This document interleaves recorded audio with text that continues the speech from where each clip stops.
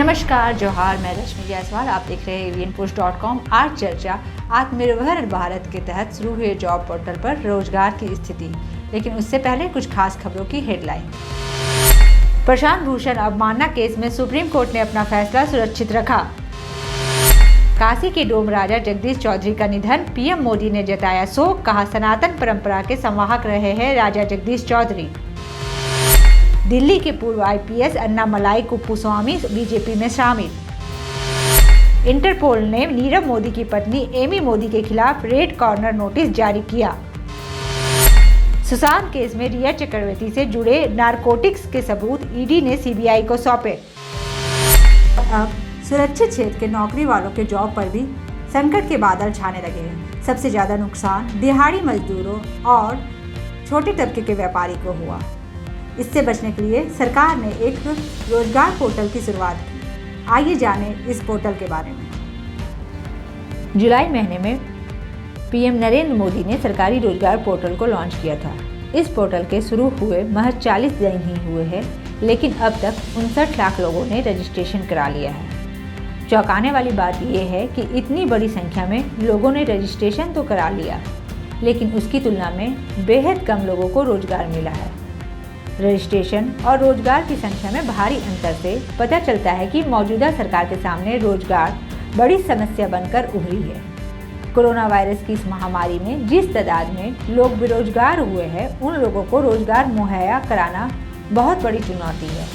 यह चुनौती इसलिए भी बड़ी है क्योंकि सरकार अर्थव्यवस्था को पटरी पर लाना चाहती है, लेकिन इस राह में बेरोजगारी बड़ी समस्या बनकर सामने आ रही है।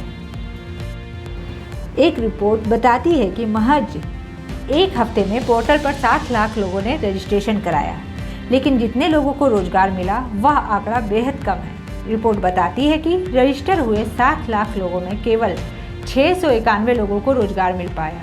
यह रिपोर्ट कौशल विकास मंत्रालय के आंकड़ों पर आधारित है। मंत्रालय ने ये आंकड़े असीम पोर्टल पर डाले हैं। आंकड़ों से पता चलता है कि 3.5 लाख कैंडिडेट में से मात्र 2% लोगों को रोजगार मिल पाया। रिपोर्ट को देखने पर यह भी पता चलता है कि 59 लाख प्रवासी श्रमिकों ने रोजगार के लिए अप्लाई किया, जिनमें तकरीबन 1.5 लाख श्रमिकों को रोजगार का प्रस्ताव दिया गया, लेकिन केवल 7700 श्रमिक ही काम से जुड़ पाए। सूत्रों ने कहा है कि रोजगार पोर्टल लोगों को स्किल ट्रेनिंग देने में मदद के लिए शुरू किया गया था। पोर्टल पर जिन लोगों ने अप्लाई किया है उनमें सभी प्रवासी श्रमिक नहीं है। पोर्टल पर जो लोग आए हैं उनमें स्वरोजगार प्राप्त टेलर, इलेक्ट्रीशियन, फील्ड टेक्नीशियन, सिलाई मशीन ऑपरेटर और फिटर्स शामिल है, जबकि courier delivery executive, nurse, account executive, manual cleaner और सेल्स एसोसिएट्स की मांग ज़्यादा है। पोर्टल के आंकड़ों से पता चलता है कि कर्नाटक, दिल्ली, हरियाणा, तेलंगाना और तमिलनाडु में श्रमिकों की घोर कमी है। ये वही प्रदेश है जहां से श्रमिकों की एक बड़ी आबादी अपने गांव घर की ओर लौट गई थी। मार्च के महीने में लॉकडाउन शुरू होते ही यूपी और बिहार के ज़्यादातर श्रमिक अपने अपने गांव और घर लौट गए। पोर्टल पर एक सप्ताह में रोजगार के लिए अप्लाई करने वालों की संख्या देखें तो उसमें 80% तक का इजाफा हुआ है। 14 अगस्त से 21 अगस्त के बीच यह संख्या 2.97 लाख लोगों से बढ़कर 3.78 लाख लोगों तक पहुँच गई है। दूसरी ओर जिन लोगों को रोजगार मिला है उनके आंकड़े मात्र 9.87% तक ही बढ़ पाए। ये आंकड़े भी एक हफ्ते के हैं। पहले 7009 लोगों को रोजगार मिला तो एक हफ्ते में यह संख्या बढ़कर 7700 हो गया। पोर्टल पर रजिस्टर कराने वाले लोगों की संख्या में 11.98% की बढ़ोतरी हुई। 61.68% से बढ़कर यह संख्या 59 लाख पर पहुंच गई।